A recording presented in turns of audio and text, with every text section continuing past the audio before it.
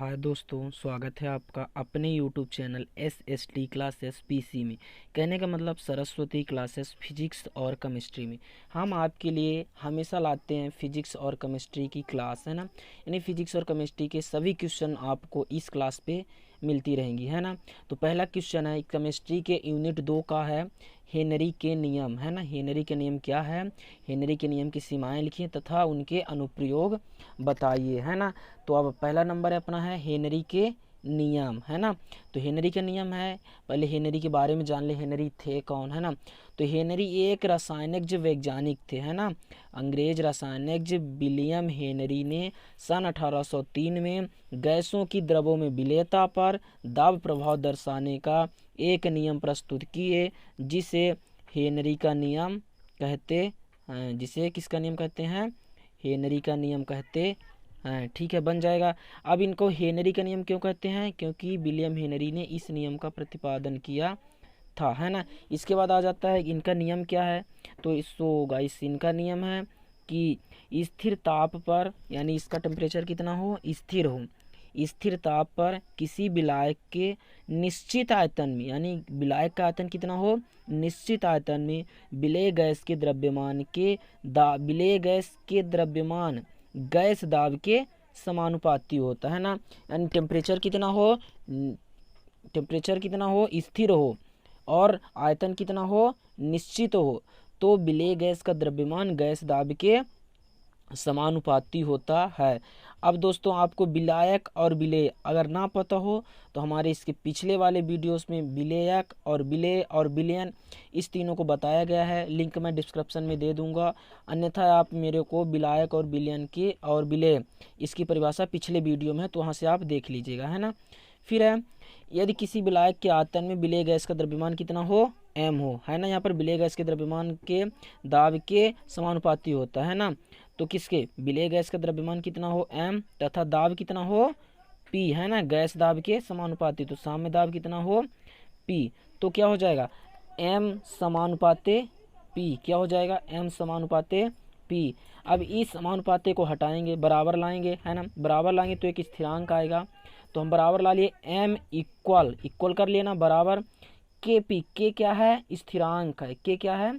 स्थिरांक है। बराबर का चिन्ह लाए हैं, समानुपाती को हटाएंगे तो एक स्थिरांक आता है जो क्या है? के है। हो गया। जहाँ के एक स्थिरांक है आपको लिख देना है कॉपी में। फिर के बराबर क्या हो जाएगा? m अपान पी, है ना। ठीक है दोस्तों अब क्या आता है? हेनरी के नियम की सीमाएं। तो देखो दोस्तों, जो हेनरी का नियम होता है मैं आपको साफ साफ बता दूं, हेनरी का नियम जो होता है उसके लिए कम दाब चाहिए। दाब कितना चाहिए? कम चाहिए, और ताप उच्च चाहिए। तो यह नियम कम दाब एवं उच्च ताप पर ही लागू होता है, ठीक है। यानी हेनरी का नियम के लिए दाब कितना होना चाहिए? कम, और ताप उच्च होना चाहिए, है ना। फिर दूसरा है गैस एवं विलायक के मध्य कोई रासायनिक क्रिया नहीं होनी चाहिए। यानी जो गैस है, गैस का दाब है और विलायक का दाब है, तो इसके बीच क्या है? कोई रासायनिक क्रिया नहीं होनी चाहिए, ठीक है। अब इसके बाद आता है हेनरी के नियम के अनुप्रयोग, ठीक है दोस्तों।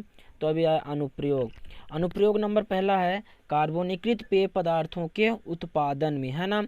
अब ये कार्बोनिकृत पेय पदार्थों के उत्पादन में है, इसके डिटेल करो तो मृदु पेय सोडा वाटर बियर जैसे कार्बोनिकृत पेय पदार्थ को बनाते समय CO2 की विलेयता बढ़ाने के लिए उच्च दाब का उपयोग किया जाता है, ठीक है दोस्तों। मैं इनके नियम बताया था ना, दाब कितना होना चाहिए?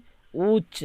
तो यहाँ पर उच्च दाब आ गया ना। मृदु पेय सोडा वाटर बियर समझ रहे हो ना। बियर जैसे कार्बोनिकृत पेय पदार्थों को बनाते समय कार्बन डाइऑक्साइड की विलेयता बढ़ाने के लिए उच्च दाब का उपयोग किया जाता है, ठीक है दोस्तों। इसको लिख लो।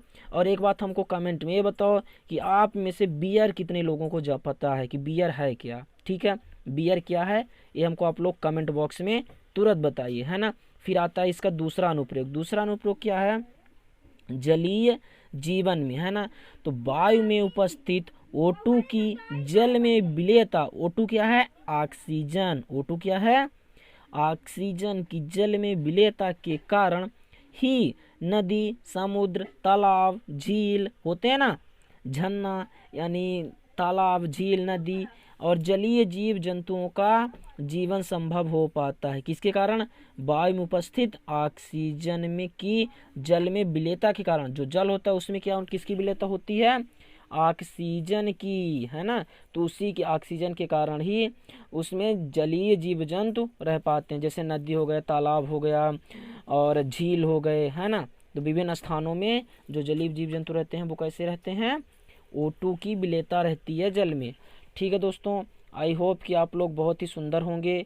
एक बार इसको पूरा देख लीजिए, है ना।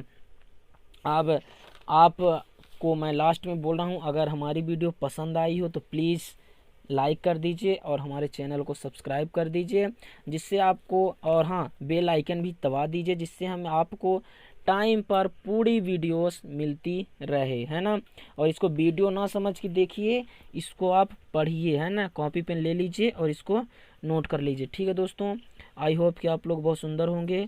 हमारे चैनल को सब्सक्राइब कर दीजिए। और हाँ, अगर विलयन, विलायक और विलेय की परिभाषा देखनी हो तो डिस्क्रिप्शन पे लिंक दे दूंगा, वहाँ से जाकर देख लीजिए, या तो फिर वीडियो में मतलब वीडियो को देख लीजिए हमारे, है ना। तो आपको विलायक और विलेय, विलयन, ये सब भी पता चल जाएंगे। ठीक है दोस्तों, बाय बाय दोस्तों, गुड बाय। आप लोग बहुत ही अच्छे होंगे और लॉकडाउन में अच्छे ही रहिए, है ना। पढ़ाई भर खूब करिए। ठीक है दोस्तों, बाय बाय।